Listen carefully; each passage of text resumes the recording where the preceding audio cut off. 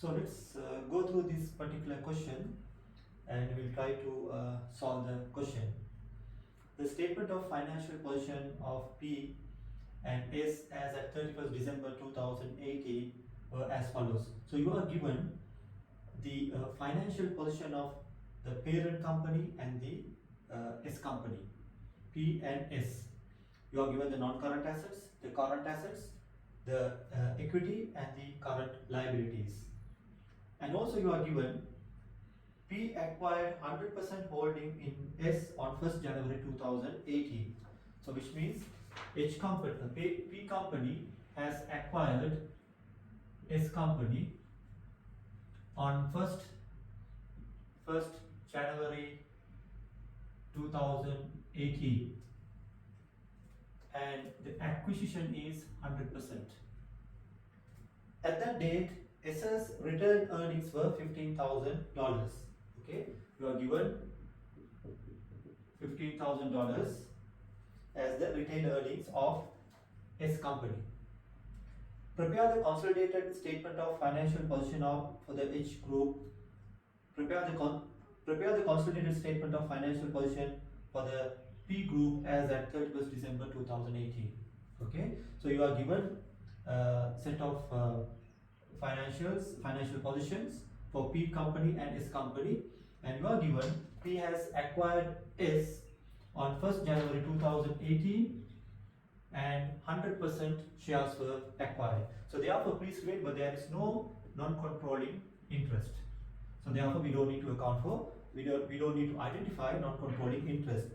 Now first of all what you need to do is you need to identify the group structure. So group structure is very clear. It is 100% acquisition of S company by P. So therefore the group structure is very clear, which is 100%. Then the second is we need to identify the net assets at the time of acquisition, net assets of subsidiary company at the time of acquisition and also at the reporting date. Okay, so first of all we will establish that at the time of acquisition, at the time of at the reporting date, at the reporting date. Okay, so you are given, this is for the S company. S company we need to identify. So this is the first step. The second step is to identify the net assets of subsidiary company at acquisition and at the reporting date. Now you are given the equity shares at the reporting date. You are given equity at the reporting date 20,000, share premium also given 10,000, and also your retained earnings. So retained earnings given as 25,000. So therefore your total net assets at the reporting date is how much? 55,000. Okay, which is 55,000. Now you need to identify the net assets at acquisition as well. Okay, now basically the equity and the share premium should not change. So at the acquisition and the reporting date it should remain unchanged. So therefore the equity should be 20,000 as well as your share premium should be also 10,000. So what should be the retained earnings at the time of acquisition? So which is given as 15,000. Okay, so which is given as 15,000. So therefore at acquisition, this is on 1st January 2018. The reporting date is 31st December 2018. Okay, so here the net assets at acquisition on 1st January 2018, 45,000 at the reporting date, which is on 31st December 2018, which is 55,000. Now we have identified the net assets. So first of all, you need to identify the group structure, which is 100% acquisition. Second step is to identify the net assets at acquisition and at the reporting date. Then the third step is to identify the goodwill. So how do you determine the goodwill? So goodwill, what you need to do is you need to identify the fair value of the consideration paid by the parent company. So fair value of the consideration paid is how much?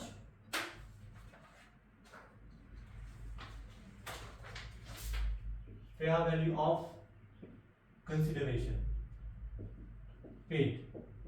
How much is that? Which is given as investment in S, 60,000. So 60,000 is paid. Then you need to add the fair value of non-controlling interest acquisition. So since this is 100%, which is not relevant here. Then from this 60,000, you need to deduct the net assets, the fair value of net assets and acquisition,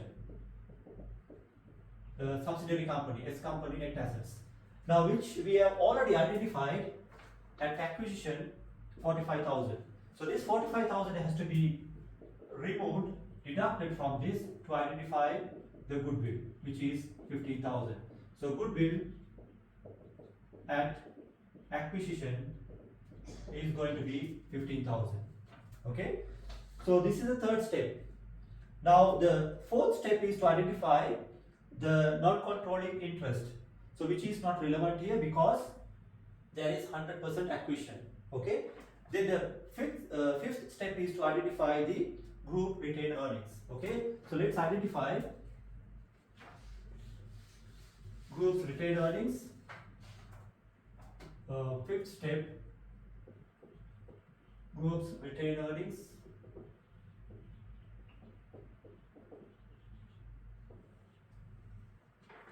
Now, in order to identify the group's retained earnings, you need to take 100% of the parent company retained earnings, which is 70,000.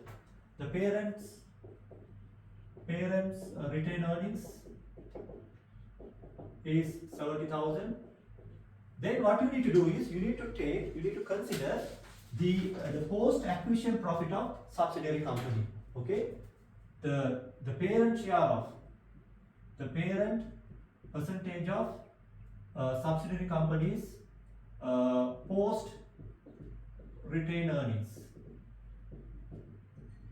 Okay, so which means this entire net assets be compared with the consideration paid by the parent company to determine the goodwill. So therefore, the retained earnings which was at acquisition is known as pre-profit. Okay, this pre-profit is considered when calculating the goodwill. This 45,000 includes the pre-profit. Then at reporting date, the cumulative retained earnings were 25,000. So therefore, when you take this difference, 15,000 and 25,000, what is the difference? Difference is 10,000. This 10,000 is post acquisition profit. Okay, this 10,000 is the post acquisition profit. So therefore, this 10,000 has to be considered here, the post return earnings of the subsidiary company. This entire 10,000 was earned after acquiring the company. So therefore, that belongs to the parent company since the parent company has acquired 100%.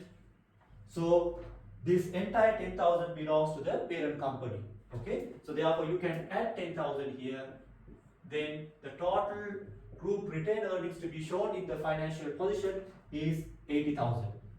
Okay. Now we have identified the group structure, which is 100% acquisition. Second, we identified the net assets at acquisition and at the reporting date of the subsidiary company. Then we calculated the goodwill. So goodwill is calculated by comparing the fair value of the consideration paid versus the net assets at acquisition of subsidiary company, because non-controlling interest is not there. Then fourth, we need to identify the non-controlling interest retained profit, which is not there. And finally we calculated the group's return earnings, which is the parent's return earnings plus the parent percentage of subsidiaries post acquisition profit, which is going to be 10,000, which we took the difference between 25,000 and 15,000, which is going to be the post acquisition profit. Now we need to prepare the consolidated financial position. So when you prepare the consolidated financial position, what you need to do is you need to add together assets and liabilities, the remaining assets and liabilities on a line by line basis. Okay, so let's prepare the financial position now based on this. Okay, let's prepare the consolidated financial position now. Consolidated financial position as at 31st December 2018. Okay, so first of all we'll take the non-current assets. Non-current assets. So we have property, plant and equipment. The parent company 85,000 plus the subsidiary company 18,000. So we need to add together the assets and liabilities on a line by line basis. So which comes to how much? So 85,000 plus 18 is 103. So your non-current assets are 103. Then investment in shares we eliminated against the net assets of the subsidiary company, so which we don't take, but we have to take the goodwill. We calculated the goodwill. So therefore the goodwill is an intangible asset that has to be shown under non-current assets. So therefore your total non-current assets will be 118,000. Then you can add the current assets. Current assets also you can add line by line basis. 160,000 plus 84,000. So which is going to be how much? 160 plus 84,000, 244,000. Okay, so the total assets value will be how much? 362,000. Okay, then we'll take the equity of the parent company. Subsidiary company will not be there because those equity shares, share premium and the pre-profit we compare with the investment in parent company. So therefore which is eliminated and we have calculated the goodwill. The equity shares will be how much? Equity shares of parent company is going to be 65,000. Then share premium 35,000. Retained profit we calculated, which is 70,000 plus the post acquisition profit of 10,000. So therefore 80,000. So total will be 65 plus 35 plus 80, which is going to be 180,000. So to that you need to add back the current liabilities. That has to be added line by line basis. 135,000 plus 47,000. So which is going to be 135 plus 47, 182,000. So when you add back, the total equity plus liabilities will be 362,000. So this is a basic consolidated financial position. So this is the answer for this particular question. Now let's move on to another question relating to the non-controlling interest.